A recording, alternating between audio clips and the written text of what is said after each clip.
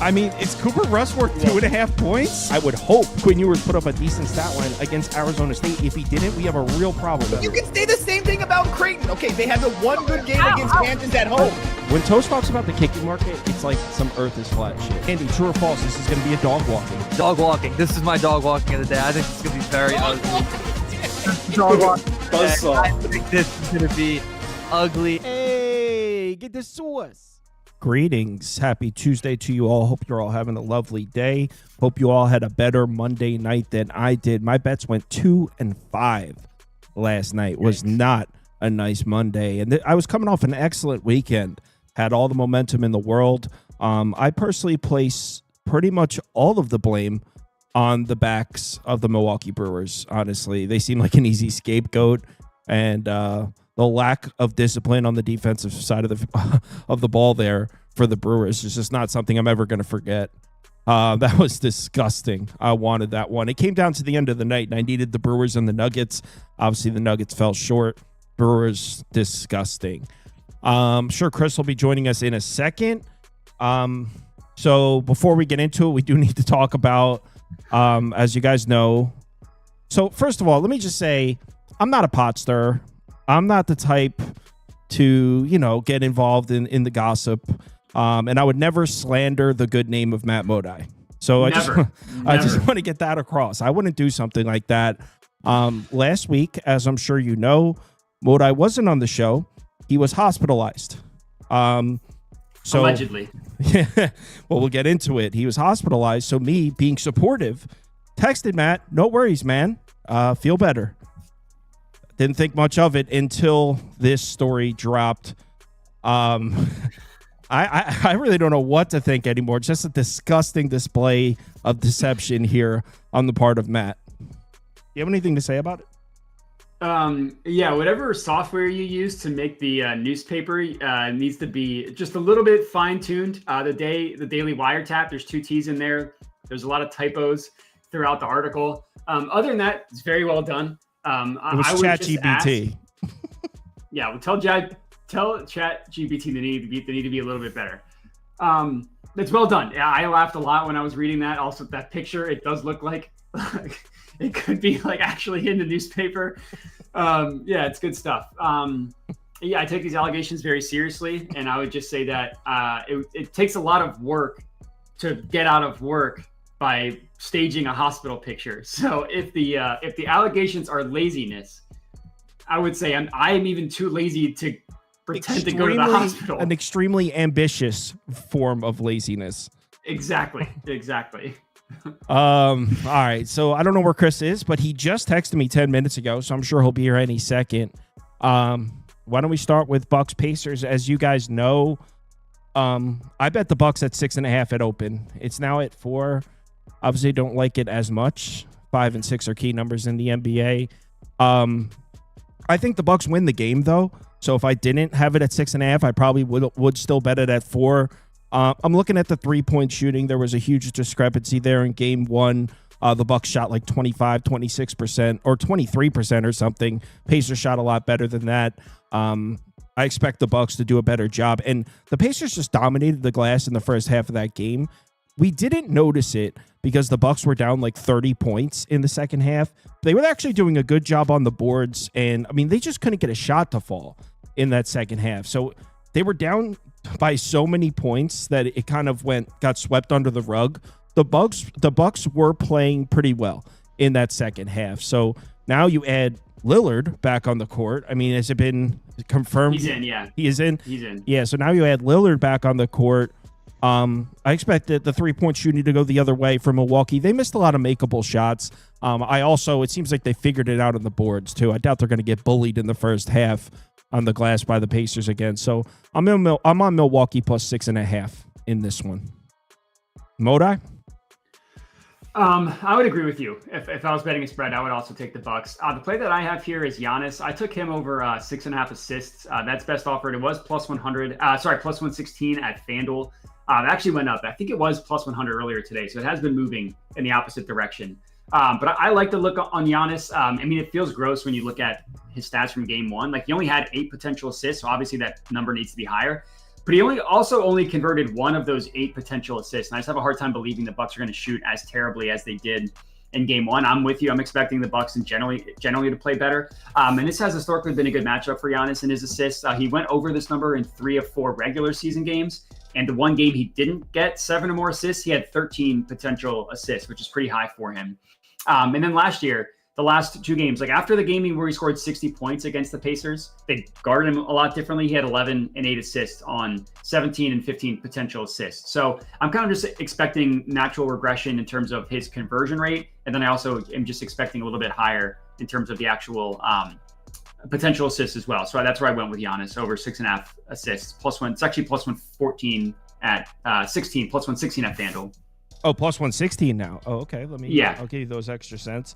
And another thing, it's important to, it's easy to forget after watching what happened in the first half of game 1. It's kind of easy to forget that the Pacers really struggled with Milwaukee this year. The Bucks were 4-0 against the spread against the Pacers this year, and the Pacers were at full strength for pretty much all of those games. They were missing Andrew Nembhard for one. But for the most part, the Pacers at full strength really struggled against Milwaukee. So it seems a little crazy that after one half with no Lillard, where the Bucks just couldn't get a shot to fall, for us all of a sudden to think, that the Pacers are just a significantly better team. I think the Bucks bounce back. And like I said, I think they win the game. Certainly like my position at the +6.5. What about you, Chris? On the opposite side, Kyle. Just kidding. I'm just kidding. No, don't put that up for me.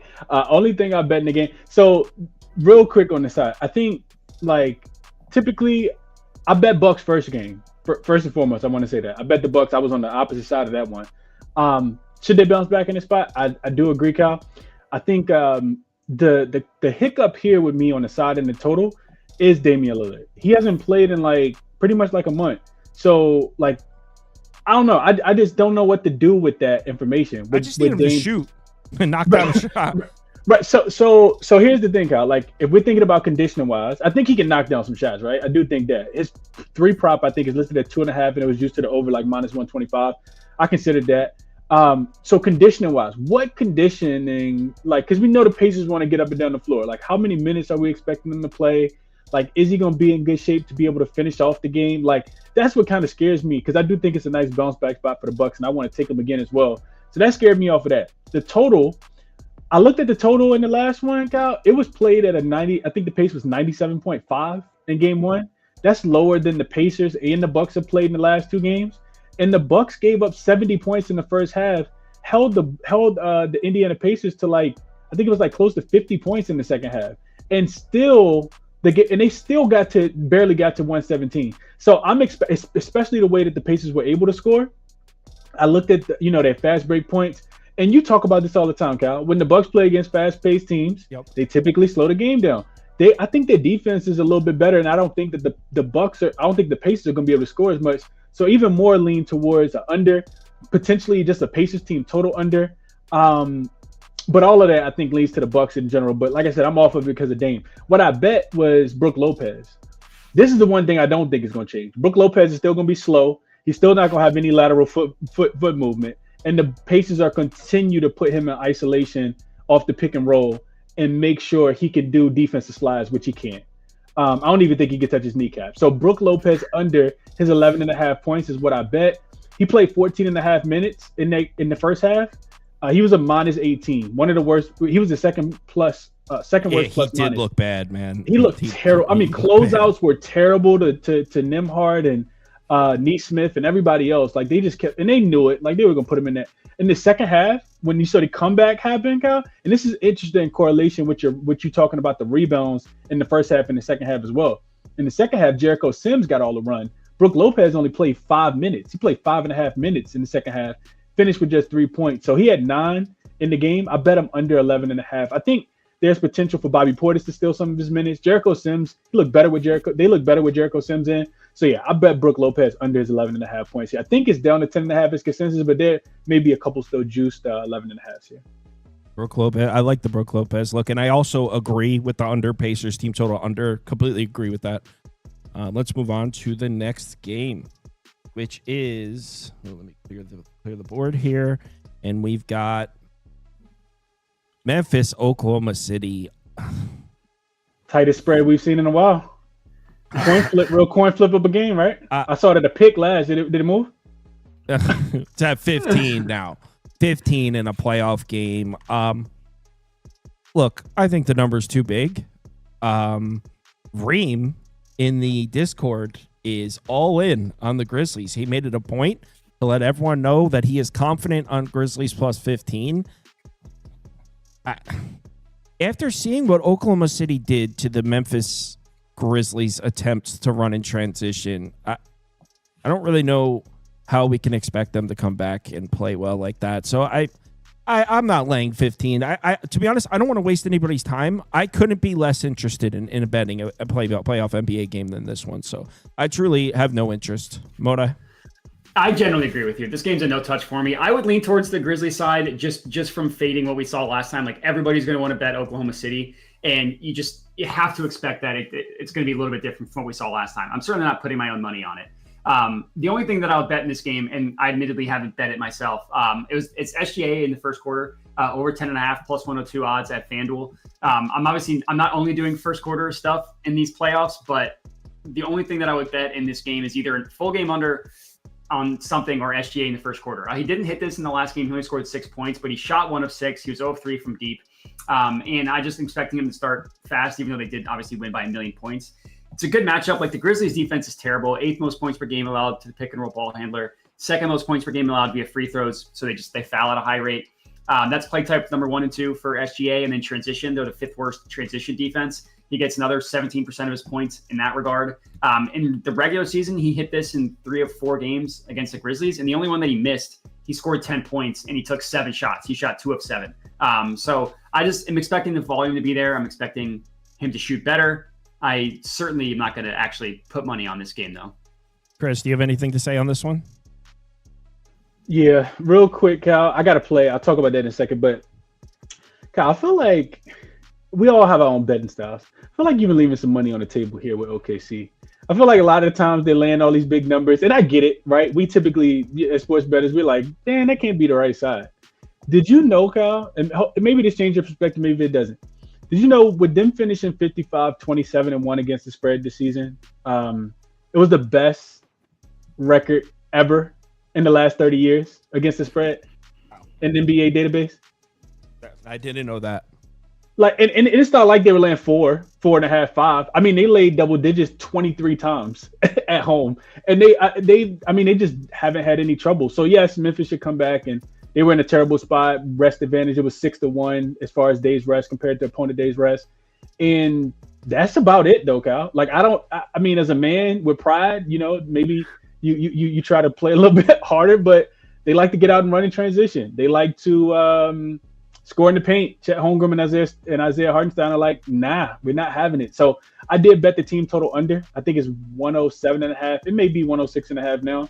But I think regardless of what we see on the offensive end, maybe they play a little bit more defense. Regardless of what we see on the offensive end, their defense still is not going to give up a ton of points. They gave up 80. I'm not expecting them to, hold them down to 80 again and shoot that terrible from the three-point line. But I do think Memphis is going to struggle to score. The last 10 times that these teams have played going all the way back to last season, totals are 8-1-1 to the under. And even with the Grizzlies, the Thunder scoring 130 points in the last game, it still went under. So, yeah, I like the team total under. I think they're averaging 101 in the 6 games that they played so far this season, or 5 games that they played so far this season.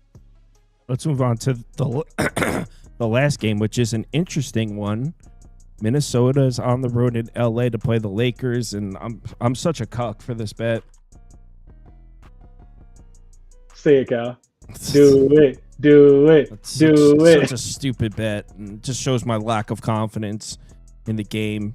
I placed 2 bets in this game. Hate them both. I bet Lakers first quarter -2, Lakers first half -3.5, and I hate these stupid markets. For me, if I feel I have an advantage, I'm going to want the largest sample size possible to ensure that advantage comes to fruition. So I don't like these. I mean, in football, it makes sense. You got the scripted plays in the beginning. In baseball, it makes sense. You've got the matchup for the starting pitcher. In basketball, these first quarter, first half bets make no sense to me. So I got Luka Doncic, so that's the script. Yeah. You have Luka Doncic in the fourth quarter as well. That's not unique to early in the game. but he's so fat and out of shape, according to the Mavericks, that he can't possibly play in the fourth quarter. Isn't he like an awesome fourth quarter? Isn't he like an excellent fourth quarter player? Yeah, no, I'm joking. I was going to say. All right, the Mavericks. Yeah, I got the numbers for you, Kyle. If you get done anyway. No, I don't want the numbers. Here's why I place these stupid ass bets. So Timberwolves obviously came in, made a statement, got out running an extremely efficient fast break in game one. I believe the fast break points were 26-5 in game one. Minnesota, not a team we know to get out and run in transition, but they had no problems doing so in game one. A couple things happened that maybe caught the Lakers a little bit off guard. The reason I like the Lakers early is between LeBron James and JJ Redick, two guys with a lot of experience, and I think they're going to make also two guys that I think would not be afraid to be a little maybe innovative as far as or aggressive in terms of an adjustment. I don't know what specifically it'll be, but I think they will make a dramatic adjustment that comes down and now catches Minnesota off guard to take early control of this game.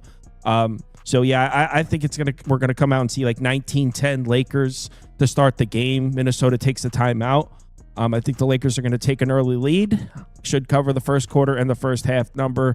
I also think the Lakers cover the full game. 5.5 is a big number, and I'm a little worried about. I mean, is Minnesota just one of these teams? They're kind of before our eyes transforming into one of those teams you just don't want to step in front of in the playoffs. I mean, it happened last year, swept the Suns in the first round. We were not expecting much from Minnesota in the playoffs last year. They looked like the strongest team in the West for a lot of it. And here they are kind of off to the same start. I'm pretty sure everyone in the world had the Lakers everyone in the world put the Lakers over in this series.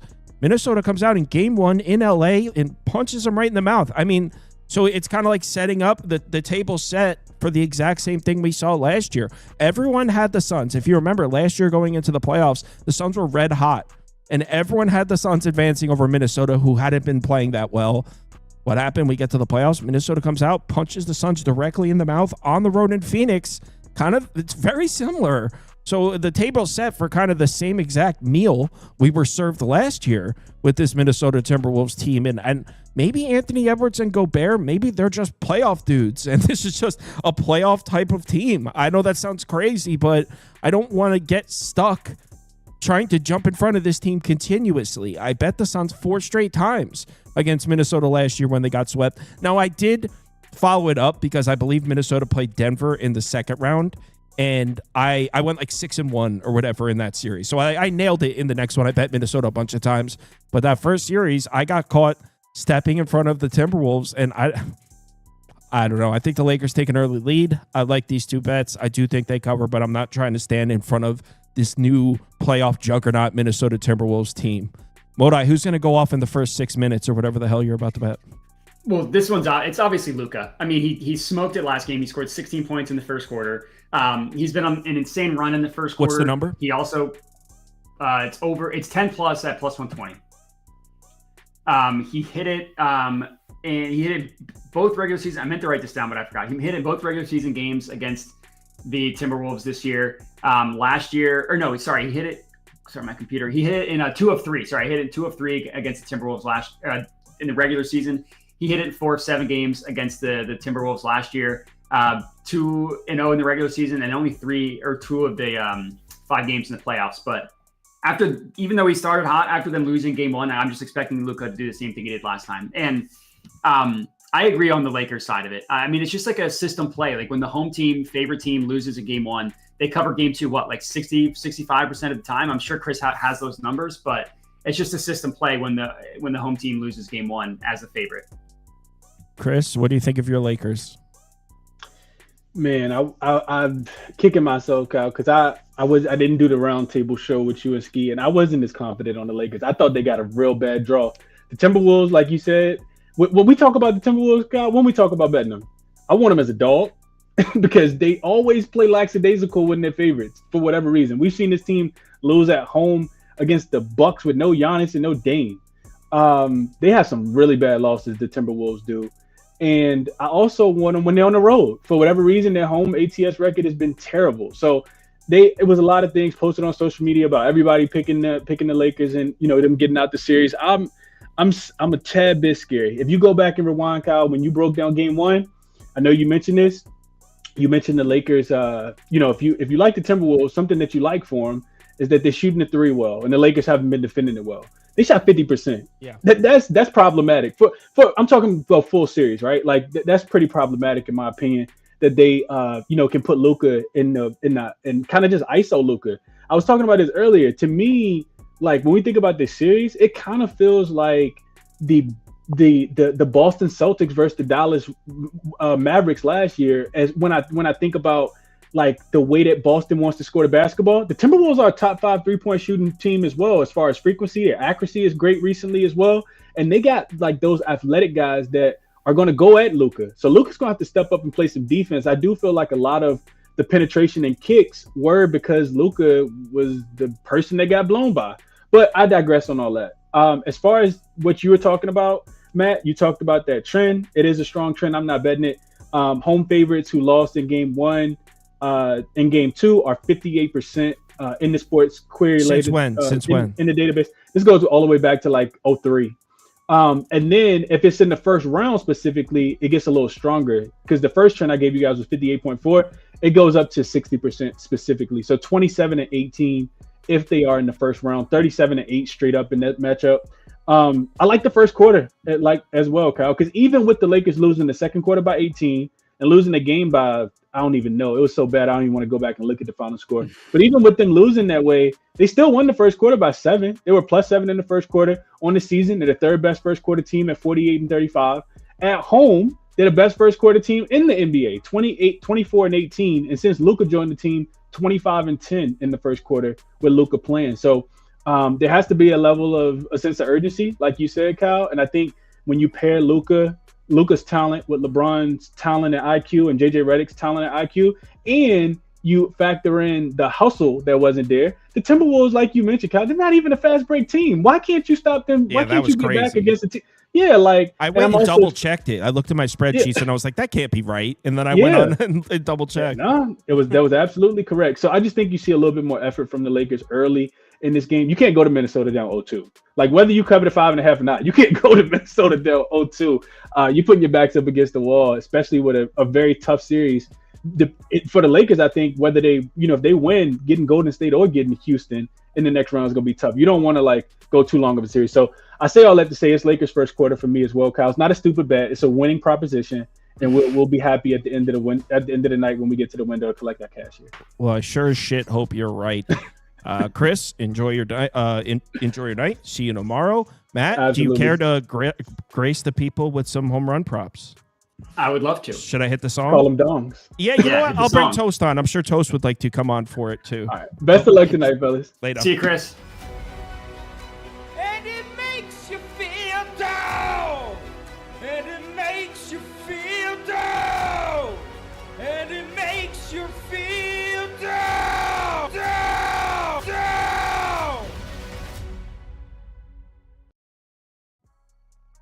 All right, let's get Toast on the screen. Toast, would you like to come listen to Matt share home run bets?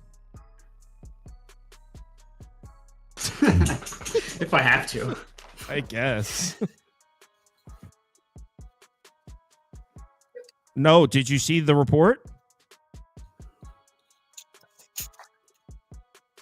I know he denied the allegations, so that's true. I actually think the hospital visit did me good because I've been on fire this past week. It's been like one of the best weeks I've had. Obviously, the season's 3 weeks old, but just going back. Anyways, one of them is super square, so I'll get that one out of the way first. It's Fernando Tatis.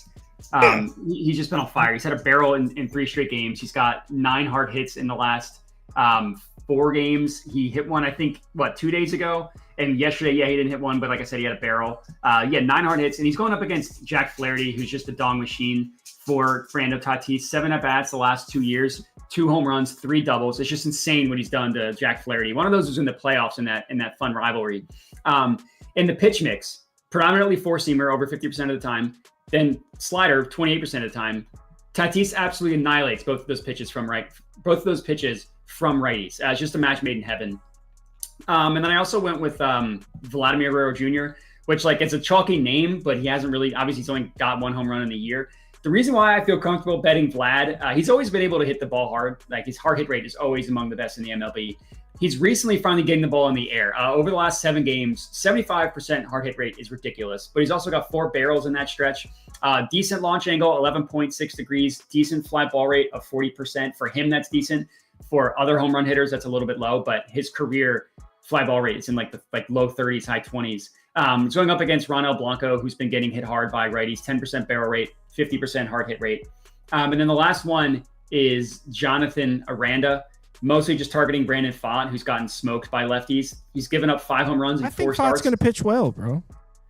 He's given up 5 home runs in 4 starts, and all 5 of them have been against left-handed hitters. I forgot he only looks at home runs. That's all he's looking at. Yeah, he might pitch well. He's going to be like Aaron Nola. He's going to give up 2 runs, and they're both going to be solo home runs. Even though I wouldn't even say Nola pitched that well, but he settled in anyways. And then, Aranda, 6 barrels in his last 9 games, hard hit rate 64%. He is actually putting the ball in the air, 50% fly ball rate over the last 9 games as well. I went Aranda, Tatis, and Vlad for my 3 home runs. Lindy's on Aranda too, so obviously the computers like that one. Yeah, the nerds? The nerds like that one, yeah. Did you see Toast Aranda going off on Lindy yesterday, Matt? Might have to do me. Go ahead. I saw the Randy Vasquez stuff, if that's what you're talking about. That was funny as hell. All right, Matt, go enjoy your night. All right, see you guys. Thank you. Have a good one. All right. I can't do it now because I respect. I was going to play Aranda under 1.5 hits, runs, and RBIs. I don't respect Matt. I'll do it. Mostly because of Lindy, but you nerds and your computers. Dude, people get so mad sometimes. I hope you guys know that it only makes me want to do it even more. Hold on, let me switch this over to 2 people here. All right, we should be good to go. I posted Lindy because I tailed his Michael Porter Jr. plays, and somebody emailed me. He goes, "You tailed him after that?" And I go, "Yeah, dude, I did." I don't think the guy sucks. All right, the Yankees, Cleveland, and Toast. It's 8.5. You got us. Buddy. You got us some CLV. If you watch the Midnight Show, you already know I tailed Toast and Trevor on an over 8. So I'm in on this game, just tailing these guys. It makes sense. The reason I was hesitant to back it 2 nights ago, or last night, I'm sorry, was I thought the number was a little sketchy. Same thing. I still think it's a little low. It's better now at 8.5. I personally think it should be at 9. So yeah, I tailed Toast on the over here. Yeah, I don't think that you're going to get the 9 just because the weather isn't great. There's no crazy wind or anything like that, but it is going to be between 55 and 60 degrees. So definitely not ideal for hitting conditions. But at the same time, you're getting Tanner Bybee against these Yankee bats. Bybee, not a guy that really hasn't looked good at all this season. A 2 good home starts against the Royals means absolutely nothing to me. I think that if you're watching this show right now, like I said last night, we all know that the Royals can't hit for shit.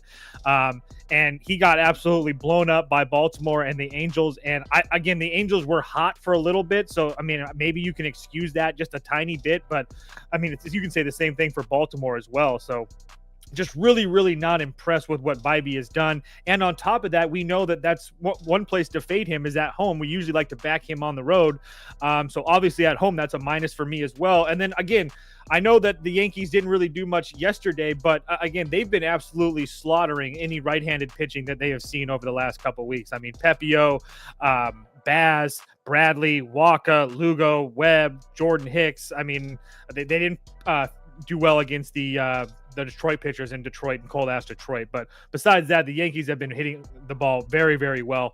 And then on the flip side, Will Warren, same type of situation as Bybee for me. Decent numbers on the surface, I guess you can say, but really hasn't faced. Did you bet the over or just Cleveland team total over? I did both. I had over 8, Cleveland team total over 3.5. All right, cool. Minus 130 on the team total. As far as Will Warren goes, I know like on the surface you see 2 runs to Arizona, 4 to Pitt, 2 to San Francisco, 1 to Tampa Bay. It doesn't look terrible, and it's not a ton of lefty bats in those lineups that are really going to punish you, and that's what Will Warren has really struggled with. And as you know, if you're following baseball at all just a little bit, you know that Cleveland lineup is absolutely loaded with left-handed bats. As a matter of fact, you're not going to see one right-handed bat in the lineup today for Cleveland. Every single person is a yeah. So every single person is either a lefty already or a switch that's going to bat from the left-hand side to give Will Warren as much problems as possible. And just to touch on Will Warren's those surface numbers, if you look at our spreadsheets and stuff, the hard hit numbers are just absolutely crazy for him too. So I do think that Cleveland can get to him with all those lefty bats. And then as far as the bullpens are concerned, nothing crazy. I mean, Cleveland's bullpens always tax, but I'm in a position where I said this at the beginning of the year too. I don't know what to expect from Clase A this year. It hasn't been great. I don't know if he's going to continue to pitch this terrible.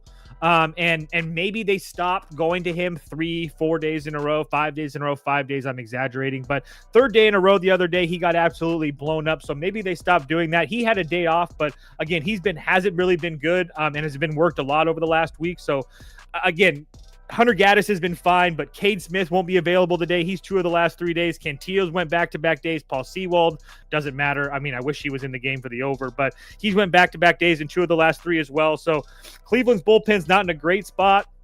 And the Yankees bullpen, I'm going to continue to preach on it. Devin Williams doesn't look great. That's your closer. The only person in that bullpen that really even bothers me or worries me a little bit would be Luke Weaver. Like, he's the one guy that I trust. Leiter, Cruz, Hamilton, Hill, all those guys are just average arms that I mean, Cleveland should be able to get to if need be. So I just, besides like the 60-degree, 55-degree weather, that's the only thing I don't understand why this number isn't, well, it is 8.5 now, but we got it at 8.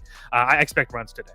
Don't even need to talk about Cleveland's bullpen. The Yankees are about to spark Bybee. It's true. Bybee looks terrible. Dude. Even the game he let up 0 runs against Kansas City, he didn't even make it through 5 innings and let up 7 base runners. Like, he didn't even look good in that one either. He got real lucky, yeah. I wanted to take the Reds here so bad against Cabrera. I couldn't do it. The Reds delivered me an L yesterday. Max Meyer had, I think it was like 29, 30 strikeouts in the game. Yeah, 33, I think. 33 strikeouts. Look, I think we're getting the significantly better team here at -120 with a rested bullpen. I like Nick Martinez. We're getting the better team, the better the better starting pitcher, the better lineup, and the better bullpen at -120. And I'm still hesitant to take it. That's how freaking sketchy this Reds team is. We're polling about 50%, so people are taking the Marlins here. Do you bet anything? I can't do it. I can't. I feel this is the same situation as yesterday, and maybe, just maybe, we're underestimating the Marlins a little bit. Not trying to make a case that they're going to win the division or go on a run or anything like that, but I don't know how much they suck. That's the question. Like, I do. And sooner or later, like, I do think that Cabrera's in line for a somewhat decent start. I mean, Friedel really hasn't, as far as the lefties are concerned in that lineup, which is where he kind of struggles. I mean, Friedel really hasn't done much. I mean, you're going to get De La Cruz as a switch. Gavin Lux is kind of feast or famine. Jake Fraley, I mean, I love the guy, but he's batting 8th for a reason. So, I mean, I do. And when we've seen this with the Reds offense before, in the last year or two, is where they can be hot for a week and then cold for a week. They be hot for 2 weeks, then cold for 2 weeks. So maybe they were hot for a week. Yesterday I didn't buy into, they scored 30 runs the night before, they're not going to score, because they had been scoring 5 runs a game for a week and a half. So maybe, just maybe, now they're just in a turn where their bats are cold. And this Miami lineup has been somewhat formidable. I mean, Xavier Edwards is fine. I know Sanchez can be irritating at times, but he's there. Wagaman hit a clutch home run yesterday. Stowers hit a home run yesterday. A lot of these guys are Connor Norby. A lot of these guys are really high prospects. Matt Mervis hits the ball really, really hard as well. So again, I just don't know. I mean, I know that we're polling 50-50, but I would assume more people are betting Cincinnati than Miami here in a bounce back. And I just don't see it. I think this is a coin flip. So I agree with Kyle that Cincinnati's got the advantage everywhere, but they're still minus 120, and they've been minus 120 since last night. So clearly the books aren't worried about you betting Cincinnati at minus 120. Yeah, I'm gonna pass. Oh, I forgot to do the betting league standings. I'll do those now. 1 second, guys. Sorry about that. Meant to do that before. Day one standing. Did you get my email? Sorry for being late. Yeah, no. We got it set up. All right, so we're 1 day into the new league. 148 of you or something signed up. That's so awesome. That is so awesome. In first place in the plaque psoriasis division is Sauce's amazing hairline. Boston Gritty's up there. Horvath Gabor, hope I'm saying that right. Clapping Cheeks goes 4-0 again. By the way, Clapping Cheeks, biggest choke job of all time. Put up an absolute performance, then didn't submit in the championship. Wow. Hate to see it. Sports 7, 1.86. Then VD Blowjob plus 1.31. Der Alimenci Bread Chair. I can think that's a German thing. We have a couple German people in there. He's in the lead in Duke's Mayo division. Sauce Network is pretty big in Germany. Yeah, we got a very huge, very large German following. In the Yellow Goblin division, Cincy Kids up top went 4-0, followed by C-Flip and B-Grebs. In the Megan Fox division, DFS Junkie back up top, followed by Dirty Sanchez and Baked Bets. And then the Southern Muskrat division, McIver, familiar face at the top there, followed by Mars and Jared W. All right, let's move on to the next game. Padres on the road in Detroit. Yeah. Let's talk about it. Let's talk about how the market moved against us. I ain't worried about it. I am. I'm really not. Dude, I feel like the sharp line movement's been killing it in MLB the last few days. I feel like all the sharp movements, all the late steam has been hitting. I don't know. I haven't really paid attention that much, but I'm not worried about it today. I can tell you that. I'm pretty sure the last few days, like the late steam, those sharp movements at the end. I mean, the ton of Marlins money came in at the end. It was spot on. Yep, last night. Yeah. I still think the Padres. I bet the Padres, and I'm not worried about it right now. I don't really think that Jack Flaherty is as good as what he has shown. I know that he's looked really, really good in a couple really big spots, especially against the Yankees and the Dodgers. But his last start against his start against the White Sox, another start where, I mean, he probably didn't really get up for that much. But the hard hit percentage with Milwaukee and Chicago was really high.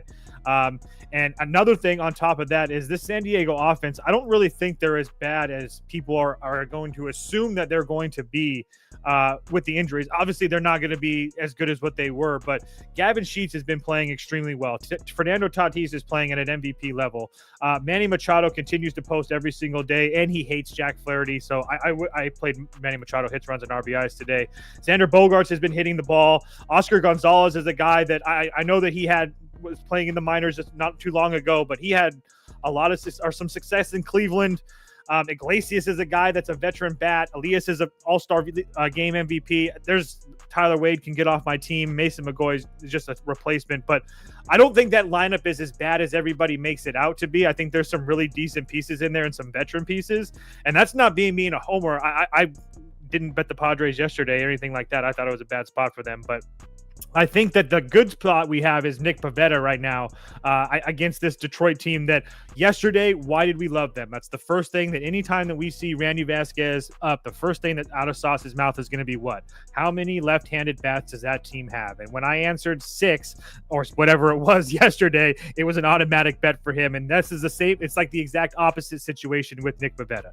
So very, very good against lefty bats. And so you're going to see guys like Kerry Carpenter, Riley Green, Jace Jung, Trey Sweeney, all these guys lefty bats that are really going to struggle.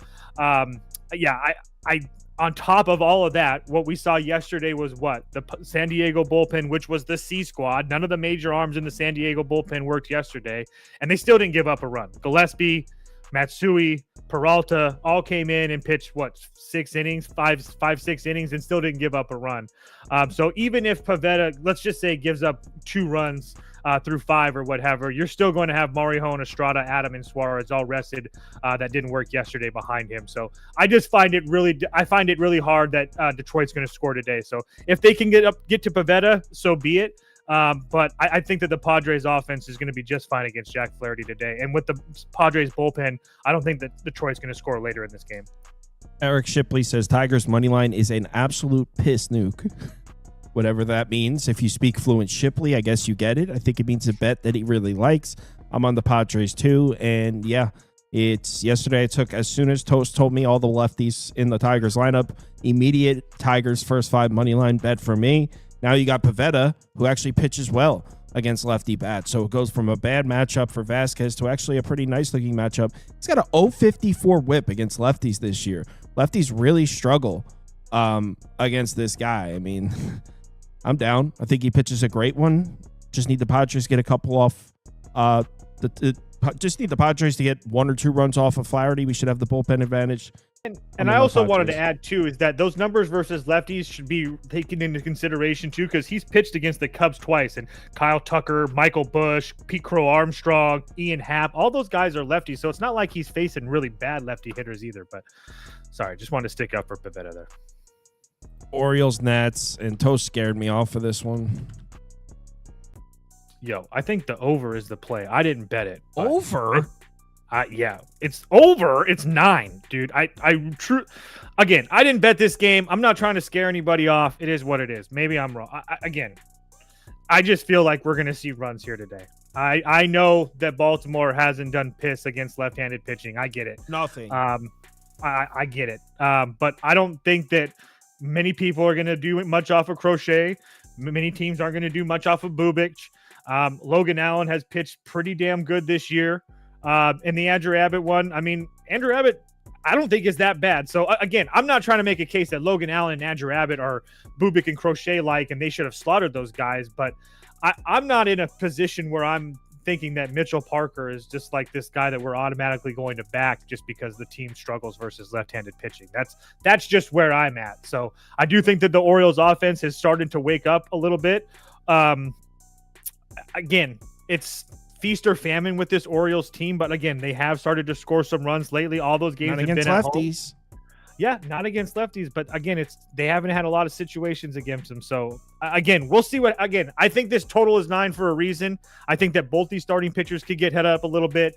Kramer's not a guy I trust at all in any way, shape, or form, and especially against a whole bunch of lefties, which he really struggles with against lefty bats. So you're going to have, 1, 2, 3, 4, 5, 6, 7 lefty bats in that lineup. So, yeah, I get the Washington first 5 bet that you guys are all on. I get it, but it just, I don't know. Some doesn't sit right with me. Over 9 or pass for me. I just wanted to put that next to you while you're talking about the Orioles putting up a bunch of runs. Mm-hmm. Team can't hit lefties at all. They have 800 plate appearances versus righties. They have 200 versus lefties. So it only takes one game for those numbers to completely go into the green. Here are the lefty starters that Baltimore's seen so far this year. Let's all take a look. 1 run, 0 runs, 0 runs, 0 runs. Abbott was the last one they saw. 3 base runners in 6 innings. 3 base runners. Yeah, the under should be free at 9. No, I like the Nats, but I didn't bet it. Let's move on. I didn't bet it either. So Mariners, Red Sox, Bayo. Toast took the over, I think, right? Oh yeah, over 8.5, over 9 now, whatever you like. I do think we see plenty of runs in this game. First and foremost with Seattle, just to point out that I know that their offense isn't really one that we normally like to back, but so far this season, when they have played on the road, their bats have been essentially the best in baseball. And I'm not exaggerating in that. They've only played 9 games, so very small sample size, but so far Seattle on the road, number 1 in WRC plus, number 2 in OPS, and number 2 in WOBA. Again, they have been one of, if not the best team on the road in Major League Baseball. And now they're going to be seeing Brian Bayo, who I really think that ended up, I know that last year his numbers aren't going to look great, but in the middle of the year he had a forearm issue. I think that if you guys have been watching me a long time, you know how much I really like Brian Bayo. He had a forearm issue, and then coming out, and then after he got healthy last year, he ended the year pretty decently. But my issue with him here today is it is his first start. I don't expect it. I don't really knock him that much for that. But if there's one thing that I have to pay attention to is that he really struggles with lefty bats going back 2 or 3 years now. In 2024, he gave up opponents were hitting 121 OPS plus, and then in 2023 a 136 WR OPS plus. So league average is 100. So that's like, I mean, a pretty significant bump versus left-handed hitters as far as Bayo goes. And you're going to see Polanco, Cal Raleigh, Luke Raley, Tellez, Mastroboni, Crawford, all left-handed bats there. So lots of avenues, I think, that for Seattle to score runs. And this Boston bullpen, as far as the Seattle bats are concerned, I don't really worry about anybody in that Boston bullpen, if I'm being dead honest with you guys. I mean, Chapman can be fine at times. I mean, I guess I'm a little bit of a fan of Garrett Whitlock, but besides that, it's a whole bunch of just average MLB arms. And then as far as the Boston bats against Bryce Miller, same type of situation. I know that the Boston bats haven't been great, but I not really know what to expect out of Bryce Miller right now. I do really like him, but some of the peripherals aren't great. The hard hit percentage can be high. He's not getting a lot of swinging strikes. And then on top of that, he's really struggled versus lefties. And all the big power bats in Boston's lineup are lefties. Duran, Devers, Abreu, Casas, all those guys with power. And guys like Bregman and stuff. Ballpark Pal has Bregman as one of the hardest matchup for Bryce Miller today, or one of them, I think. So I don't worry about guys like Bregman. Trevor Story's been playing out of his mind. I think he's finally healthy, and we're starting to see what Trevor Story healthy, or remind us what Trevor Story healthy really looks like. So, and the Seattle bullpen's fine, nothing there, but I do think that Boston at home should be able to put up some runs here. So Seattle might do some of the heavy lifting, to be honest with you guys, but I just thought that, and then it's the best weather on the board today, as far as Ballpark Pal is concerned and stuff. So yeah, over. Here's the thing. The current day-to-day for me consists of we do the voice chat in the Discord. That's from 10 p.m. to midnight. Then we do the midnight show, and then we have this show. So currently, I'm more of a listener in the voice chat, but currently I'm going through the games 3 times a day. This is the third. All I've been hearing from everybody: Seattle team total over, Seattle, over. If you're a contrarian type of bettor, Brian Bayo throwing a gem is the ultimate fuck the world, because no one on planet Earth thinks this dude is going to pitch well. Everyone's taking the Mariners. Everyone's taking the over. So if you want to just say fade the world, you take Boston, or you take Bayo to record a win or something. No one is betting that. So I'll put Boston up, but I'm not betting it. But I haven't heard one person say Boston. This is the third time we've gone through the games here. No one likes Boston. All right. I don't like either side, to be honest. I think this is going to be a coin flip going into the late innings, and somebody's going to have a rally late. Phillies Mets. You can talk about this one since I can. You bet the Phillies before me. I did. I'm on the Phillies here. I'm tailing you. I got a minus 125. What's it at now? Minus 130. So you pretty much get very close to the price I got last night. Yeah, I mean, this is the Phillies' spot to win. Griffin Canning's actually been pretty good, and I actually think he's going to be pretty all right this year, but there's just no evidence to suggest he could pitch well against Philadelphia. The Phillies have a bunch of problems right now. If you're a Phillies fan, you could probably give me a laundry list of them. I'm sure you call into Philadelphia sports radio. They're talking about it nonstop. They're a bunch of whiners. And there are things to complain about with this Phillies team, the bullpen being one of them. One aspect of this team that should get no complaints at all is their ability to get to right-handed starters. They've been destroying right-handed starters. So even though I don't think Griffin Canning's that bad, and I actually think he's going to be a pretty formidable starting pitcher in that Mets rotation this year, I don't see any reason why the Phillies don't score 4 or 5 off them. So that's really what my bet's on. I expect the Phillies to hit up Griffin Canning. I think Christopher Sanchez should be okay. I mean, it's the Mets lineup. They might get 1 or 2 across, but I think the Phillies have the lead after 5 innings. And then going into the late innings, obviously this Phillies bullpen is terrible, but it's way more rested than the Mets bullpen. And Toast was actually talking about it last night, and the way he phrased it was perfect. The Phillies bullpen, if you get them to the 7th, where they could just use those 3 arms, Kerkering, Alvarado, Strahm, they have 3 arms that can get outs. The thing is, they have nobody else. So obviously, that's not how a bullpen works. It's not just a perfect, like, hey, we're into the 7th. Here's 7th inning man. Here, 8th inning win. That's not how it works. You have to have at least 2 or 3 other arms that are capable of making outs. The Phillies don't have that. But if you have a starting pitcher that can get you 6, hand the lead and the ball over to Kerkering in the 7th, Strahm in the 8th, Alvarado in the 9th, then the bullpen's really not that bad. So I think Sanchez can give you 6 here. I think the score will probably be 4-2 at that time, and I think those 3 bullpen arms for Philly get us home. I think this is Phillies 1 to win. I hope I lose this bet, but I am on the Phillies. Yeah, I can't really add much to that. But yeah, like Saw said, the Phillies bullpen is bad. But again, yeah, when you have those top 3 guys rested and ready to go, I'm all right with that. And to Sanchez, he's starting to go deeper into games. 6 1/3 against St. Louis, 7 full innings against San Francisco. Clearly, he's going to be all right. In his past history against the Mets, I mean, he faced them 3 times last year. He went 5 2/3, 7 and 5 innings. And the 5 innings one was later on in the year. So maybe he was a little bit more fatigued then, but I do think that he should be able to pitch fine and deeper into this game.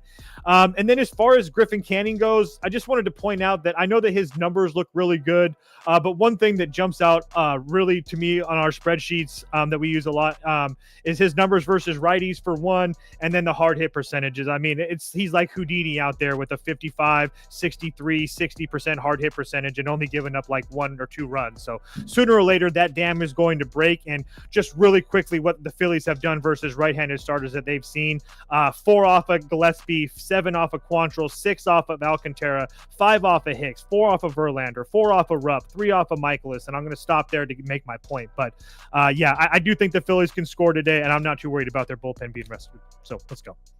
Next. Someone asked if the network has been beneficial because he saw Raul's a member. Currently, the YouTube member doesn't really come with anything yet. I'm going to think of something. It's 99 cents. It just doesn't come with anything other than you get a cool logo next to your name. I have it set up because I'm going to figure out a way to do something cool with that. I just haven't thought of anything yet. So I'll let you guys know when something comes with it. But right now, if you sign up for the 99 cents, it's just like supporting. It doesn't come with anything at the moment. Unfortunately, there's no way to link. I wanted to make it where you can sign up on YouTube and then have it implemented into the Discord and the website where you could just sign up for one. I can't figure it out. I was thinking that in my head. I was like, if you could only just make a link so everybody could, from the YouTube, could join the betting league. Yeah, dude, to the betting league, right? That's what people want. Yeah. And it's a little confusing. It's like, all right, you have to go to the website, sign up, and then you could participate in, rather than it should just all be in one spot. Whatever. I've been back and forth with ChatGPT about it 1,000 times to no avail. Cardinals on the road in Atlanta. We didn't really know what to say about this one last night. Apparently, it's a man named Nathan Wiles pitching for the Braves, and the numbers come down considerably. Cardinals were sitting at plus 170 last night. I'm good just skipping this one if you want. This is a bullpen day for the Braves. So the Wills kids game being called up as a long reliever.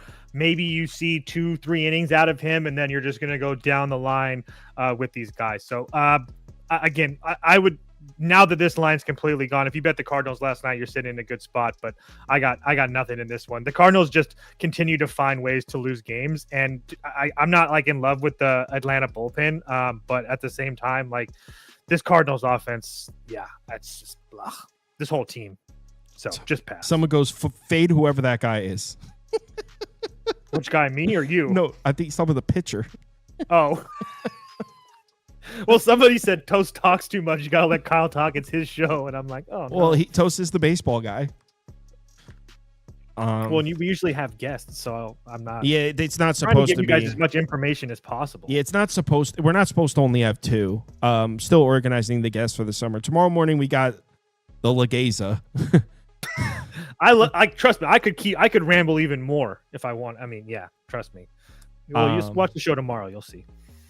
Dodgers I took the Dodgers. Dodgers at minus 121. I've had enough of the Cubs fans. I openly dislike them. No, but seriously, the Dodgers with Dustin May. I don't know why people are shaky about Dustin May. His numbers look great. Sure, maybe against some shaky lineups, but I don't even know how much of a starting pitching advantage I give the Cubs here. Sure, I take Imanaga over May, but like May's pretty fucking dope. And the Dodgers, remember, they played a handful of the most recent games without Ohtani. Ohtani's back now. Minus 120 seemed cheap for me. I did bet this one. Yeah, you said it. Yeah, I bet the Dodgers and Dodgers minus 1.5. It's a couple things. I don't even know. I mean, I guess right now, if I gun to my head, I would take Shota, but I don't know if that's Dustin May very, very good. I just want to make that point very, very clear. So I don't understand the hate either. That being said, the Cubs offense is very, very good too. They're a top 3 unit in baseball, especially at home. But on the road, they were killing it as well. But my issue is that we're getting a Dodgers team with this cheap price. I think because the Cubs have been playing so well at home, which is a helps, and they have Shota on the mound. But like Kyle said, we haven't seen this again. Part of it, I think that the Dodgers are playing with their food a little bit because they were coming off a World Series. They went to Japan, all that stuff, and now they came home to play regular games. And sooner or later, they just start to play with their food. I truly believe that. But on top of that, they haven't been healthy. Multiple guys have missed multiple pockets of games, whether it be Ohtani missing a game for a kid or a kid being born. Mookie Betts having losing 30 pounds and being sick. Freddie Freeman with the ribs. Teoscar Hernandez being hurt. Will Smith takes days off on Sundays and stuff like that. So there's just been multiple times where we haven't seen, or multiple series where we haven't seen a full Dodgers offense. We finally have that today. Everybody's going to be in the lineup, unless something crazy happens, but everybody should be in the lineup today, including Will Smith, which I think that matters a lot because he's in my underdog. We'll talk about him later, but he absolutely kills in these months early in the season. But on top of all of that, there's a lot of talk about the Dodgers versus left-handed pitching, and that's the time to fade the Dodgers. And that sounds good, and that makes sense so far. But then if you pull up the starting left-handed pitching that the Dodgers have faced this year, it kind of makes sense on why they really haven't done well. But at the same time, yeah, if you could do that, that'd be great, because this kind of just paints a picture of what this Dodgers offense has had to go through to start this year as far as left-handed pitching is concerned. And they have actually performed pretty damn well. So I know, again, my point to all that is I know that there's just narrative out there that the Dodgers versus left-handed pitching isn't really a great place to start. But as you can see on the screen here that Kyle's pulling it up. Look at all the lefties the Dodgers have seen. It's like all elite arms. Yeah, so, I mean, I don't know what guy on there that's not an elite arm in Major League Baseball. I guess Boyd and Gore, the last two ones are the worst. Boyd looks good. I know. I think that Matthew Boyd is very, very good. And so is Gore. So, yeah, I know. I'm just saying, like, if those are the two guys that we're saying was like the worst that they've seen, I mean, that's how good of pitching that they've seen. So I'm not really worried about the Dodgers seeing Shota Imanaga at all. And then on top of that, the Cubs bullpen is bad. Like they are not good at all. I will give you that Presley. You can trust Presley, and I always have and always will. But anybody else that comes out of that bullpen is not trustworthy in any way, shape, or form. So I know that Porter Hodge can strike some guys out, but I'm just really not there, especially against the Dodgers. And the Dodgers, when both teams obviously had the day off yesterday, but the Dodgers bullpen I do trust, especially when they're rested and ready to go. So sure, the Cubs offense, you might be able to give them an advantage in Wrigley, but I truly think the starting pitching is a wash, and we have the bullpen advantage, and we have the Dodgers with a full 9 at bats. Yeah, Dodgers all over for me. Next.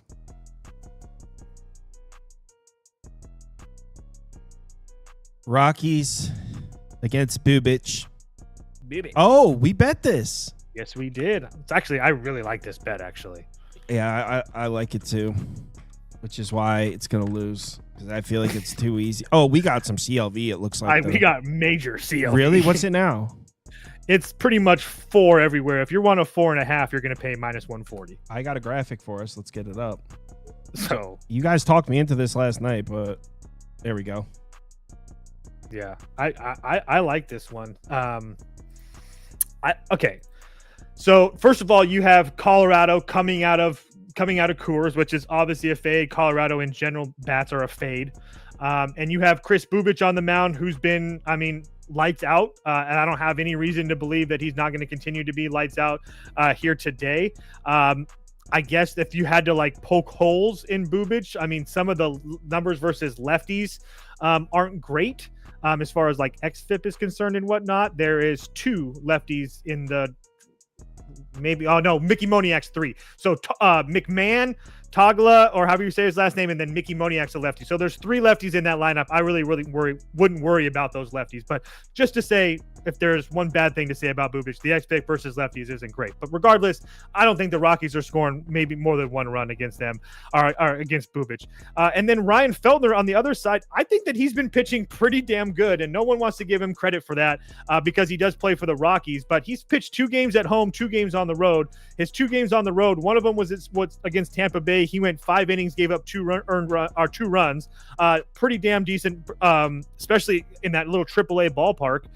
And then he went on the road to the Dodgers and gave up 5 runs. He got killed by the Dodgers. It is what it is. I think that something happened. What was that, Jackie Robinson day or something? I don't know, but maybe they almost lost the night before. Something happened, but the Dodgers were due for an ass whooping. So Ryan Feltner just happened to be the one to take that. But I think that Feltner's been pitching pretty damn well here today. And if there's one thing that he struggles with, it's lefties. And there's only 3 or 4 lefties in that Royals lineup. And Vinny Bascantino being one of them, who's like a fan favorite, but he hasn't really done anything this year. And I don't really worry about Kyle Isabel either. So I just don't see an avenue where it's, Kansas City scores 4 runs or Colorado scores 2 or anything like that. I think this is like a 2-0, maybe 3-0 at max Kansas City after this 0-0, bro. Feltner's about the deal. Possibly. I truly believe this is going to be more of like a pitching duel. I think Feltner's a lot better than people are giving him credit for. Yeah, Feltner's a solid pitcher. The Royals can't hit. They're in a pitcher's park. It's going to be 0-0 after 5. That's a little bit of a bold statement. Maybe not. Also, 0-0. Really quickly, in the you don't have to pull this up, but the Royals versus right-handed starters, as we know, aren't touching anybody. But look at who they're facing. It's not like great names. Casey Mize. I'm sorry, that's not a shot at you. Jackson Jobe, Reese Olson, Schmitty, Carrasco, Lively, Ortiz, Bybee, Bailey Ober, Joe Ryan. I mean, nobody on that list you're like, oh damn, he's good. Besides Casey Mize. White Sox Twins in Minnesota. We skipped this one last night. I'm down with skipping it again. Yeah, it would be White Sox or pass. There's not a chance in hell I lay this number with the Twins. Not a chance in hell. Let's just move on. Is my cousin here yet for golf? Yes, he is. We got in here. 5 more MLB games. Blue Jays on the road in Houston. We took the Blue Jays first 5. Did we get any CLV on that? I don't think so. Actually. I mean, the main line move, because the Blue Jays are like -1. Oh yeah, no, we did. We got like 10. Oh wow. Yeah. What's the first 5 at now? Like -125 across the board. Ooh, sniper. Couple of snipers out here. I got -110, I think. Yeah. I got 110 or 105, one of the two. But regardless, you got a better number than I did. I got -110. I saw in your slip that you had -105. Regardless, I was still leaning that way. I know Trevor played the run line, so he laid a half a run in the first 5. Unnecessarily. Not necessarily agreed. That's called greed. That's a little bit greedy. He's trying to go to the supper club tonight, and that's what happens when you get greedy. Trying to get extra dinners at the supper club. I hope Trevor wins this one because we're on it too. But couple things. Chris Bassett has been very, very good.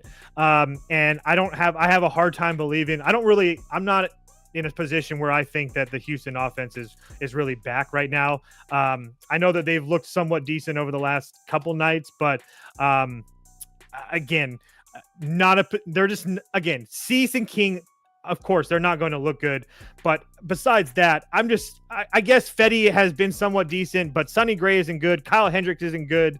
Kowanowitz, I mean, I love the kid, but he isn't fantastic. Castillo, average. It is what it is. But I'm just not in love with this Astros lineup. I know that they've been playing a little bit better, but it's an Astros lineup that is completely full of right-handed bats. There is one left-handed bat in that lineup, and that's Yordan Alvarez. And yes, Yordan Alvarez has killed Chris Bassett in his career, but Chris Bassett has a .86 whip versus righties, a 2.38 xFIP, a 1.94 WOBA against, and he's going to be facing 8 righties in that lineup, being the last ones being Brendan Rodgers, Yonier Diaz, Cam Smith, and Jake Myers. Like, he's going to be throwing 15 type of different pitches out there. I really think that the Astros lineup is going to struggle here today, especially the bottom half of that lineup. And then as far as Blanco's concerned, it's just one of those guys that if you listen to the nerds, they're all going to tell you that, all the peripherals are terrible. The hard hit percentage is there. The K's numbers are down.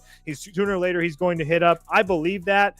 But for me, it's this Toronto offense, I think, is still a little bit undervalued right now. And again, they faced some pretty damn good starting right-handed pitching over the last couple weeks. Castillo is average, but Logan Gilbert's really good. Brian Wu, Spencer Strider, Schwelly, Grant Holmes, Walker Buehler, Sugano from Baltimore is actually pitching somewhat decent right now. So again, I think that this is a pretty big step down in class for Toronto. Sauce made a good point last night on the live show that Houston won the game yesterday, didn't have to use their bullpen arms. So I don't think that there's really an advantage anywhere for Toronto later in this ball game. So that's why we ended up sticking to the first five. So yeah, that's about it for me. Yep, I'm on the same bed. And Trevor corrected you. Apparently, you don't go to the supper club on a Tuesday. My apologies. I didn't know. I don't know the rules. Yeah, you don't know supper club. Someday. You didn't actually bet the Pirates, did you? I haven't yet. I am going to Don't bet do them. it. I am going to bet them. I'm just continuing to wait because it just keeps on. You can't win a climbing. baseball game without scoring. Yep. Also, shouldn't be pricing the Angels against anybody minus 200. So, kind of a play on the number for me. If I'm being dead honest with you guys, I have not bet this yet. It's 175 on Caesars. This is like 4 hours until first pitch. So we'll see what happens if the Angels keep on going into parlays. We'll see what happens. Maybe we'll get a little bit of a better number. But I will say the Pirates can't hit. Sure, I'll give them that. But finally away from home, I think maybe that gives them a little bit of a boost here. It's a new spot that I tend to like. And Soriano is good. I do like him, but he does struggle with lefty bats. So there's definitely a couple lefty bats in that Pittsburgh lineup with O'Neal Cruz and Brian Reynolds and Adam Frazier. I think Valdez is probably not going to play, and he's a lefty bat. But regardless, I do think there's an avenue for some of those guys to hit, and especially hit for power against Soriano in this spot. And then as far as Bailey Falter is concerned, I'm not trying to make a case that I think that Bailey Falter is like some stud or anything like that. But I mean, he struggles versus lefties. He's decent versus righties in a way. I mean, the only two lefties, two lefties in the lineup for the Angels. I mean, in Renfrigo and Shanwell. And it's not like this Angels team has been seeing a ton of lefties. I mean, they got one earned against Patrick Corbin. They got 3 against Matthew Liberatore.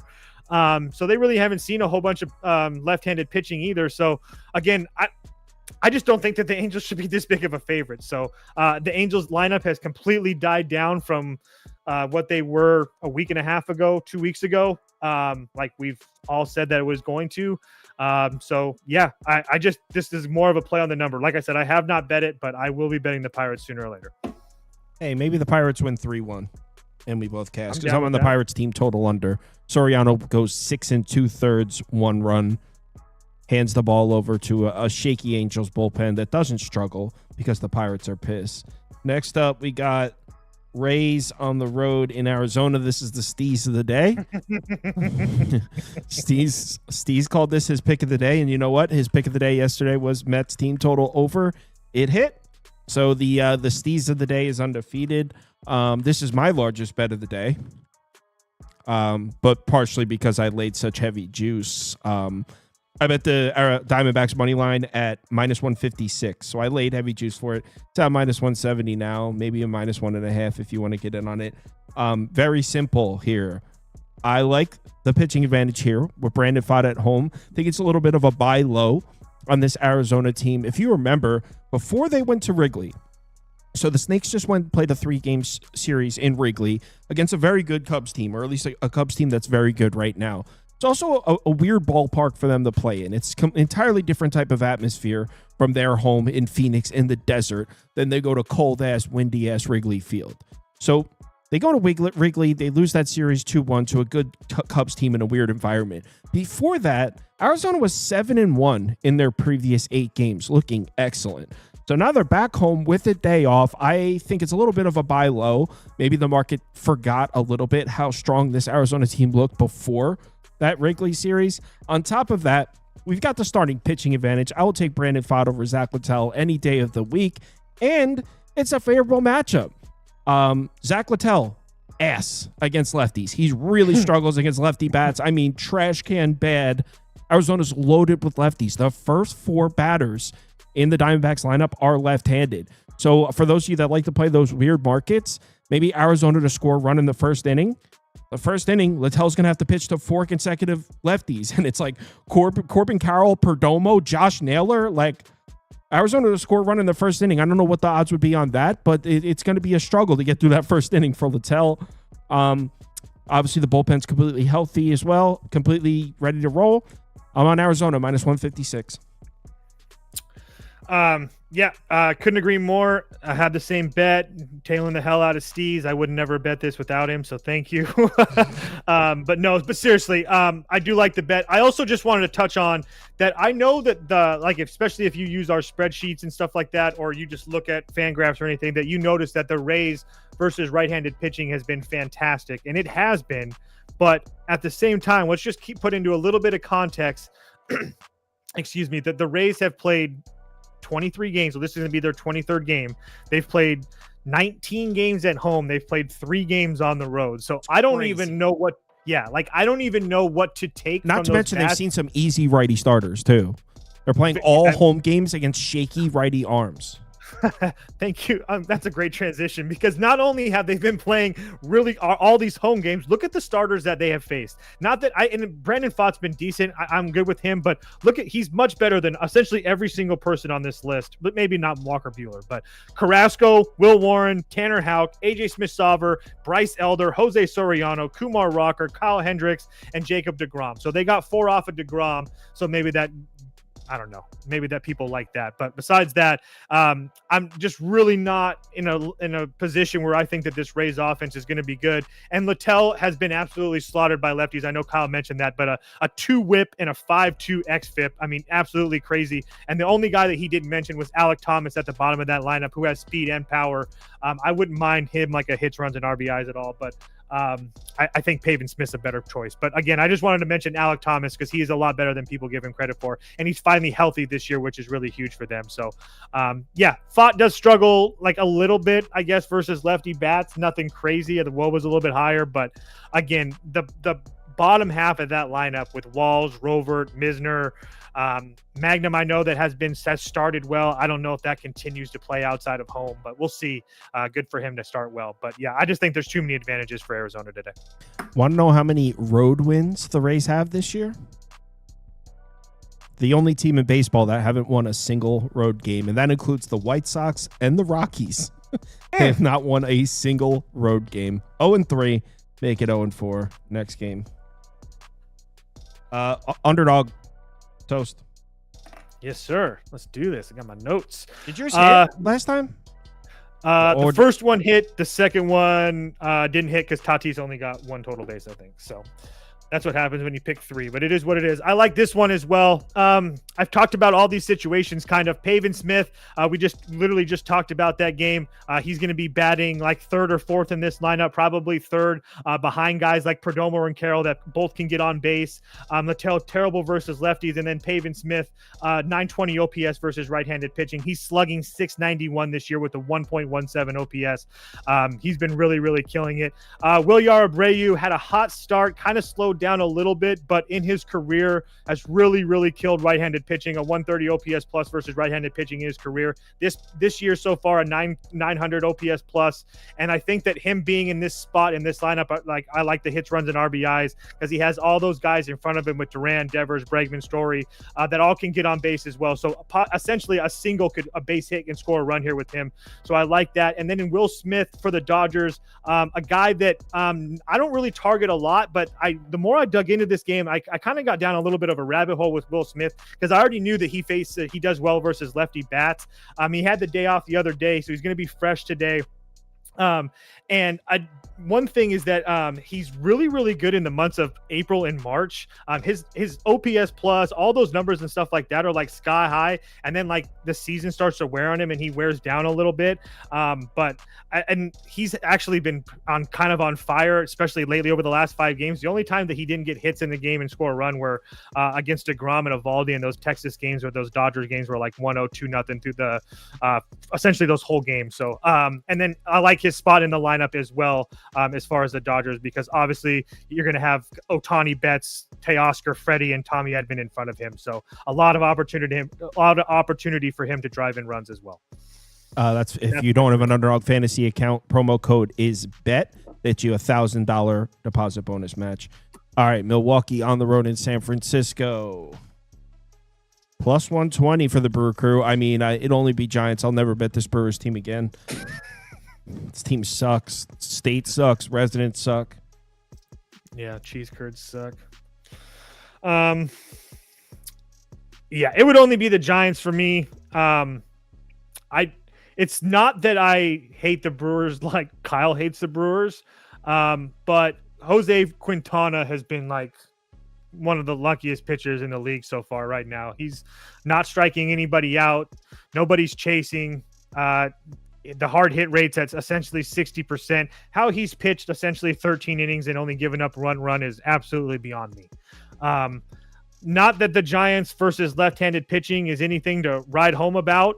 They have seen some decent lefties from Lodolo to Framber to Luzardo to Sanchez so there's some guys there that they've seen, but I don't trust Quintana right now. And as far as Jordan Hicks is concerned, I don't know. We'll see what happens. He looked really good his first couple starts. I don't want to downgrade him a ton because he got blown up in Yankee Stadium and in the bank in Philadelphia. Like a lot that can happen, and it happened to him.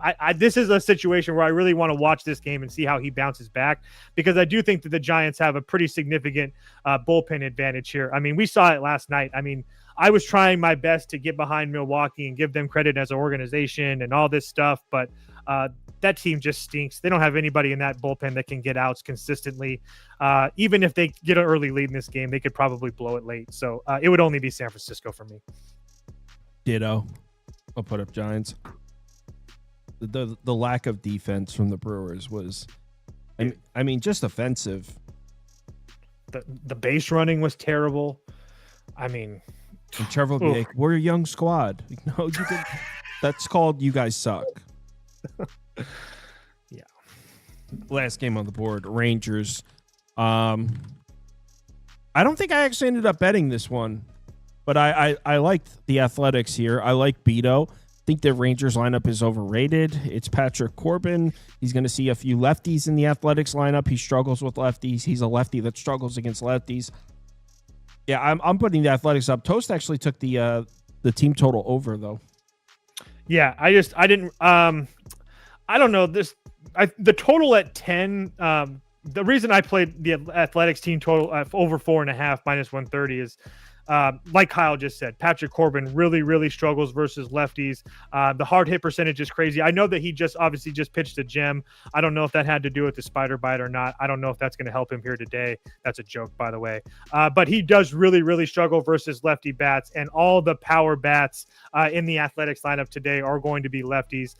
Butler, Soderstrom, Blade, all those guys are lefties. So, and then guys like Brent Rooker and Shea Langoliers really hit left-handed pitching well. I guess they're not going to play Nick Kurtz here today, which is sad. He's like one of their bigger prospects. They're going to give him the day off versus a lefty. But regardless, that just means somebody like Andujar or something is in there, which it doesn't bother me that much. So again, and then on top of that, the Rangers bullpen is just nothing to write home for me about. There's really nobody in that bullpen that really scares me. I mean, Chris Martin's the one guy that can kind of get strikeouts, but besides that, everybody else is kind of like an average arm. They haven't like performed bad or anything, but in a ballpark that we know that breeds runs, I think that Oakland can score. I think the total is 10 for a reason too. Neither one of these two offenses is great, and Beto's been somewhat decent, and I do think that the books are starting to adjust for these totals being high in this ballpark. We saw a couple games go under recently. So I do think that this total is 10 for a reason, not just because it's the ballpark it's in. Yeah, I didn't bet this one. All right, let's talk some golf. Toast, I'll talk to you later. Later, boys. All right, let's bring the Big Nasty on the screen to talk about what is Big Nasty rocking a sleeveless shirt for the occasion. A sleeveless shirt. By the way, Big Nasty, how's your first week in fatherhood? Fatherhood is great. It's not just a sleeveless. It's a Michael Jordan Bullets jersey. Let's get that. What a terrible Let's get jersey. that straight.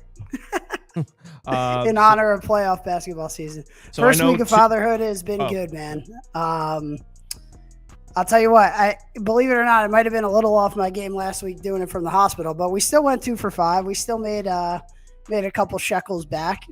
We've been hot though the last 6-7 weeks. I think I know you've been hot in the ones that you've tailed. Last week was a tough week for you because I think you went 0 for 2. Yes, but I did. you know, in recent past we've been hot. So yeah, it's good. Fatherhood is good. Everybody's doing good. What's up? These are 2-man teams. Yeah, this is the 2-man team event that Rory McIlroy and Shane Lowry won last year. Well, they are the favorites to win it this year. They are the favorites this year, and I mean, value-wise, I'm not touching it. You know, they're obviously the 2 best players in the field, but I think there's so much other value to be had. So I am not touching Shane Lowry. I'm putting up a poll, and I'm just picking the four groups that are the favorites to win it. Detry, McIntyre. I don't even know some of these guys. Yeah, Tom Dietrich and Bobby McIntyre. That's definitely a good one. Not gonna go there either. Again, I don't think there's a ton of value, especially for 2 guys that in my personal opinion, can be very hit or miss. I mean, Dietrich does have a win this year. He won the Waste Management. Bobby McIntyre's played pretty good, but I don't love it. But with that being said, let's jump into something that I do love. Let's start with Andrew Novak and Ben Griffin. Andrew Novak, Ben Griffin. That is plus 2,400 to win. Top 10. Wait. Top 10. Top 20 is minus 115. Yeah. So I think I just saw it on. Is that FanDuel? Because I think I just saw it at 105. Okay, 105 on FanDuel. Minus 105 on FanDuel. So they've only Novak's only played in this 1 year. Griffin hasn't played in it yet. Novak with a different partner last year came in T23. But the reason why I like this pairing is Andrew Novak's been in the final pairing 2 out of the last 4 weeks, which means he's been on the top of the leaderboard a lot recently. And if you look at Ben Griffin's stats, he's had a off last couple of weeks. But in his 10 events this year, he has 3 top 10s and 4 top 25. So he's been playing some pretty solid golf. It's the first year that these guys are pairing up together. I like the mojo that both of them have been rocking this year. So I like Andrew Novak to continue to play well. I think it's only a matter of time before he gets a win. And same with Ben Griffin. Ben Griffin about a month ago when they were in the Florida swing. Ben Griffin was in the final pairing, ended up finishing in like 3rd place. He's got a couple of top 5s among the top 10. So I like Ben Griffin and I like Andrew Novak because he's been playing really well. So I like the pairing. I think you get a good price on them. So that's one of my favorite picks of the week. All right, what's next? Then let's go to another new pairing. Show me Billy Horschel and Tom Hoagie. Thought you were gonna go with I'm eyeing up one. Let's see if you say it. I know there's one you're going to pick. It's like 2 of your favorite guys. So Horschel and Hoagie, top 20 is minus 115. Yeah, I think I saw it at plus 105 or plus 110 on FanDuel. There you go.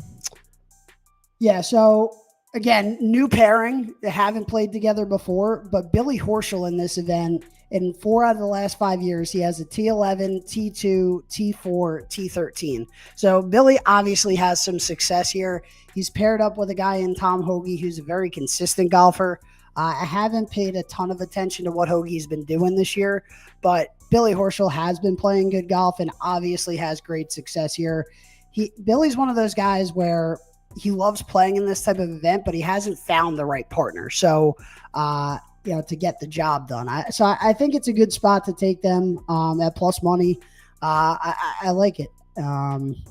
I think we're on the same page. I think you think I'm going to say some people, and I'm not. Ryan Sahith, bro, it's a gift. Yeah, not even touching it. Sahith is on the do not bet list after last week.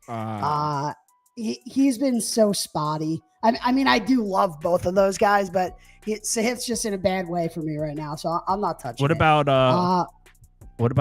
Batia and Carson Young? Nah, I'm not going there either. All right, what's next? Show me the Fitzpatrick brothers. That's his brother, the other Fitzpatrick? Yes. Alex and Matt. Is he even a professional golfer?